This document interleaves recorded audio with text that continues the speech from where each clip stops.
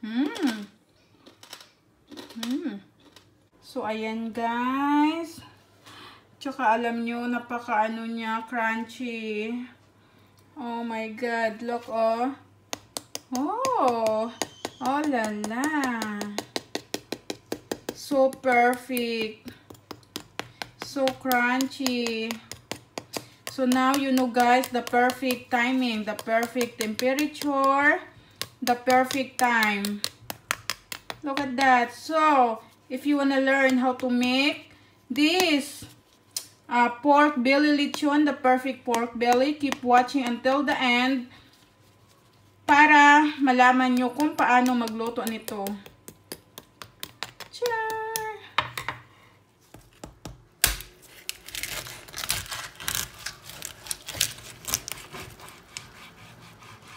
Hi guys, 3.4 kilos na pork belly ang aking gagawing lechon.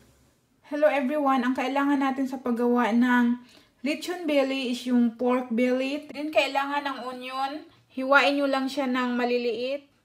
Then bay leaves at saka star anise. Tapos garlic, hiwain nyo rin siya ng maliliit. Kailangan ng ground black pepper at saka salt.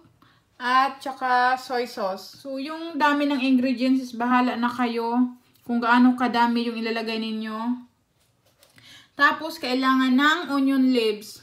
Ayan kadami yung aking ilalagay. Din, kailangan natin ng tanglad. Ayan guys, yung tanglad ay pinitpit ko na siya para mas mabango siya. Ang first palang gawin sa baboy, kailangan hugasan muna. Tapos, after nyo hugasan, tuyuin ng tissue yung balat, tsaka itong harap. Tapos, after nyan, kapag tuyo na siya, lalagyan natin siya ng asin para malasa. Yung asin is nakadepende sa inyo kung gaano kadami na asin yung inyong ilalagay.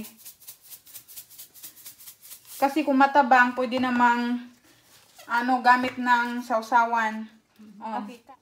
Tapos, lagyan natin ng ground black pepper. Yung dami rin ito is nakadepende sa inyo kung gaano kadami yung inyong ilalagay.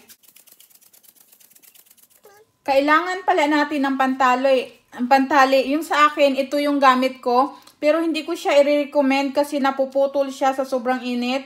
Since wala akong yung pantali, ito yung gamit ko. Pero kung mayroon kayong mahanap nun, yun ang bilhin ninyo. Tapos guys, ilagay na natin yung lahat ng spices dito sa may baboy. Unahin natin tong onion. Okay. Ikalat lang natin siya sa baboy. Para madaling. Tapos, bay leaves at saka star anise. Then yung garlic.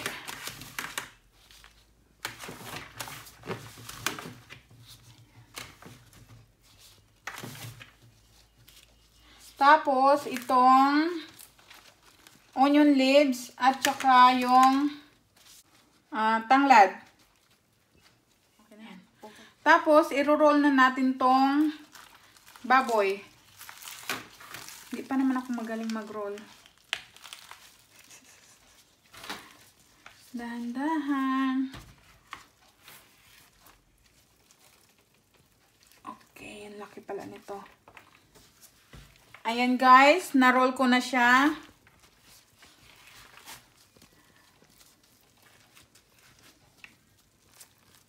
Tapos ngayon naman, tatalian ko na siya.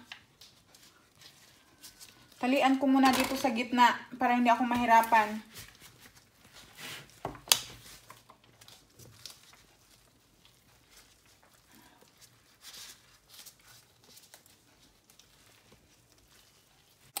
Ayan guys, natali ko na siya sa may gitna. Ngayon naman sa gilid, itong gilid na to, tsaka dito sa kabila.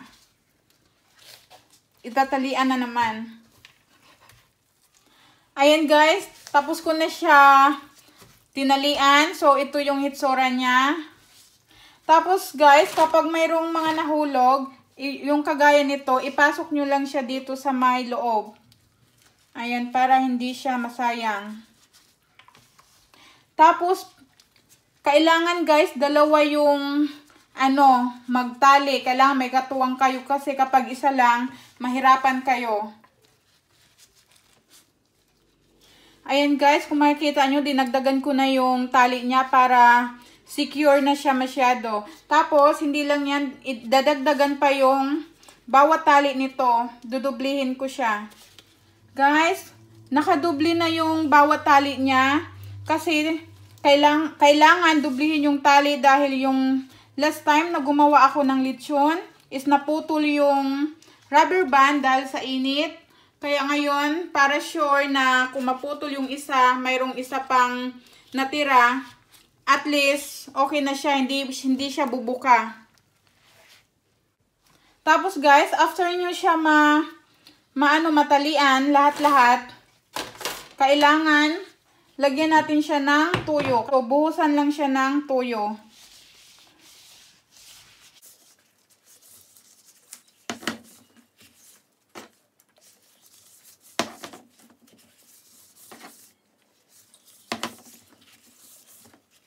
Ayan guys, tapos ko na siya na lagyan ng tuyo. Kailangan buong bili ang malagyan nyo para malasa siya. Yung tuyo, hindi lang siya pangpalasa, kundi nakakadagdag pa siya para maging red yung ating lechon belly. Guys, itong baboy, imamarinid ko siya overnight para ma-absorb yung lasa niya. Kaya gagamit ako ng aluminum foil. Ibabalot ko na siya ngayon sa aluminum foil. Para yung katas niya is hindi lalabas.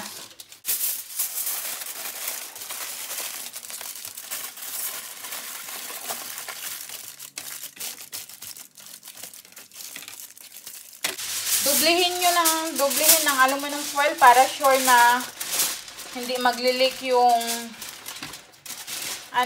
katas ng baboy.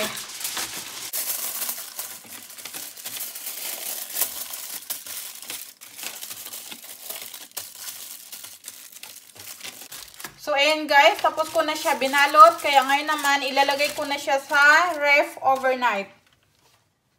Hi guys, after overnight, lulutuin na natin yung pork belly. First, i-preheat muna natin yung oven sa 150 degrees for 10 minutes. Ayan. After overnight, ganyan yung hitsura ng baboy, ng pork belly. Bago po natin ilagay sa oven yung baboy, yung pork belly after overnight, kailangan muna na tuyuin natin siya. So, gamit lang ako nitong paper towel. Ipapahid ko lang siya dito sa may baboy hanggang sa matuyo yung baboy. Kasi kailangan tuyo siya na ilagay sa oven para maging crispy yung balat ng baboy. So, punasan lang ng punasan hanggang sa matuyo. Okay na, natuyo ko na siya. So, ready na siya ilagay sa oven. Okay, naka-preheat na yung oven. Ngayon naman, ilalagay na natin yung pork belly sa oven. Guys, kapag nilagay nyo yung pork belly sa oven, kailangan itong part na to, kailangan ito yung nasa ibabaw ha. Tapos, ito yung nasa ilalim. So, ngayon, lagay ko na siya. Ayan guys, nilagay ko na siya sa may gitna. Nilagyan ko siya nito kasi para yung oil niya is dito mahulog. Mag-a-alarm tayo ng 3 hours kasi lulutuin natin yung pork belly for 3 hours sa 150 degrees Celsius. Make sure na mag-timer talaga kayo ng 3 hours ha after nyo mailagay yung pork belly sa oven. After 3 hours guys, ayan na yung itsura ng ating lechon belly, pork belly. So ayan oh. Tara, hindi siya sunog. Kasi mahina lang yung ating temperature. Yan yung sikreto kung paano makagawa ng perfect lechon belly. Ayan oh. Hoy guys, try to buy this kind of gloves kasi ano siya, the best. Perfect siya for grilling. Ayan oh, the tough glove. Hot surface protector at good siya up to 500 degrees Fahrenheit. Great for kitchen, barbecue, and handling dry, hot items. Then, 2 pieces siya guys. Then, great for bakeware, cookware, grilling tools, pots and pans. Tapos, ayan yung mga available colors niya. Then, nakalagay as seen on TV. Hindi, this is not sponsored. I just love the gloves. So, this is only $10 from Amazon. If you guys want to try these gloves, you can check the description because I put the link in my description. So, kapag naka 3 hours na siya, the temperature, yung temperature niya is ilagay sa 200 degrees Celsius. Kanina 150, ngayon naman is ilagay na siya sa 200 degrees Celsius. Tapos guys, kung makita nyo, kumakatas yung ating lechon pork belly. Kailangan i-dry natin ulit yung pork belly. Uy, yung gloves pala ha is machine wash, washable, or hand wash. So ayan, dry muna natin para crispy talaga yung balat.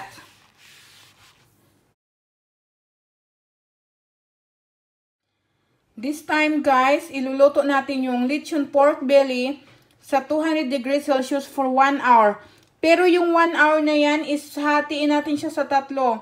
20 minutes each side. Dito sa top 20 minutes, dito sa side na to is 20 minutes, at dito sa side na to is 20 minutes.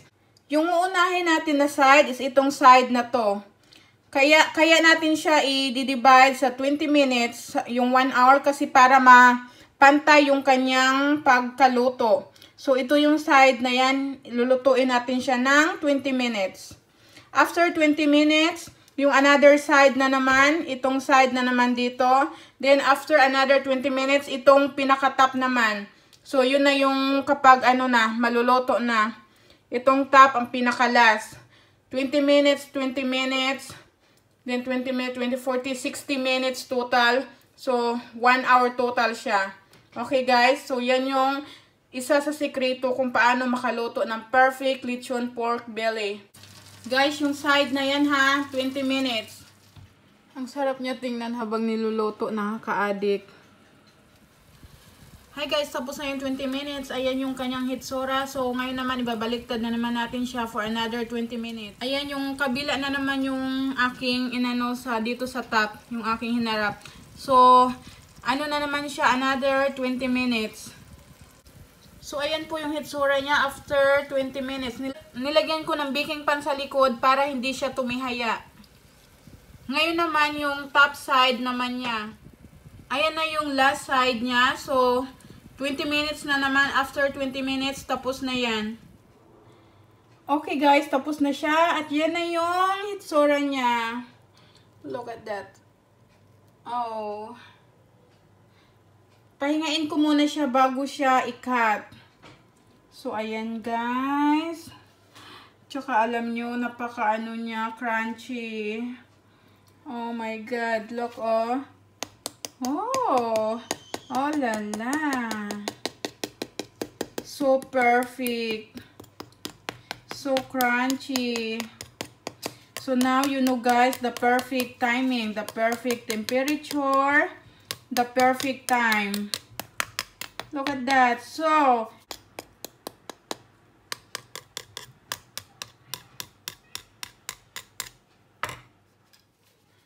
ikakat ko na siya. So crispy talaga niya. So, let's cut.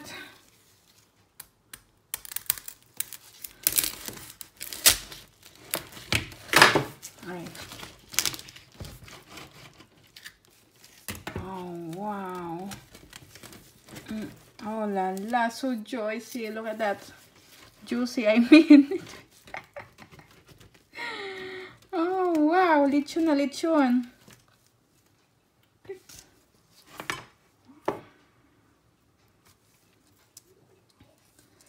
So, ayan po yung kanyang hitsura.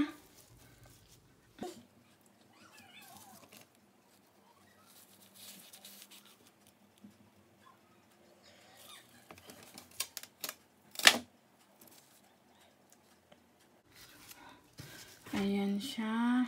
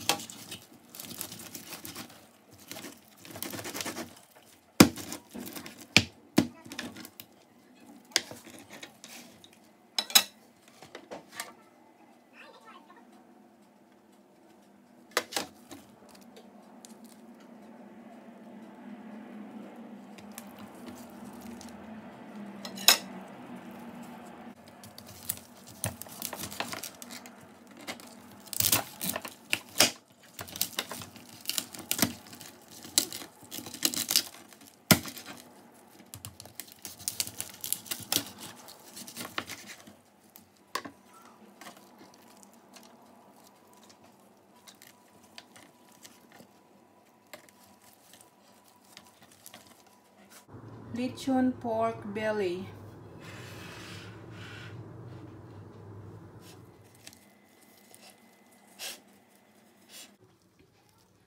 Try natin kainin yung balat.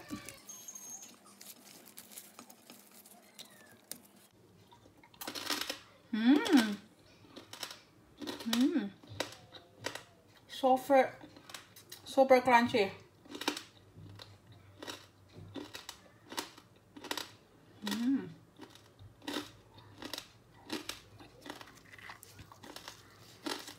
Sarap.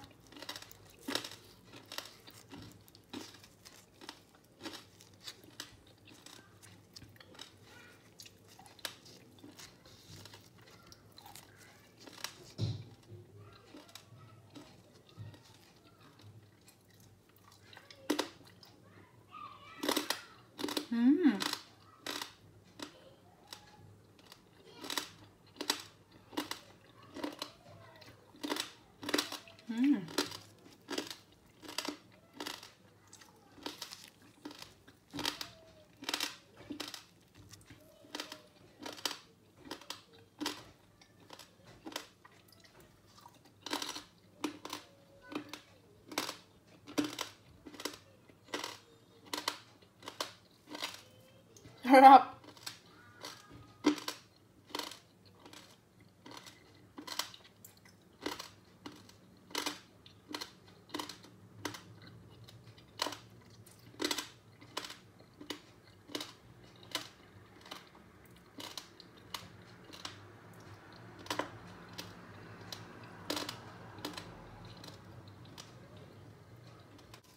Ito yung sausawan na ginawa ko, tuyo with lemon juice or calamansi. Yummy. Oops.